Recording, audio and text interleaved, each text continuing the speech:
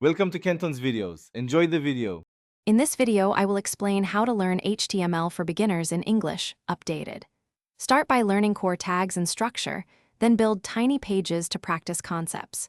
Focus on HTML semantics, headings, paragraphs, links, and images while testing in a browser. Keep files organized and save often, and review source code from simple websites to learn patterns. With steady practice, you will gain confidence and create useful pages quickly.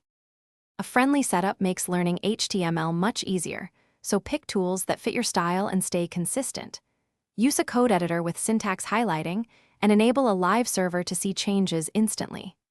Open the browser inspector to explore element structure, attributes, and computed styles while you code. These tools reduce friction and help you move faster, turning small experiments into reliable learning moments you can repeat. Practice projects turn concepts into skills, so choose tiny goals that feel achievable and fun. Start with a personal homepage, then make a blog index or portfolio gallery to explore layout and structure.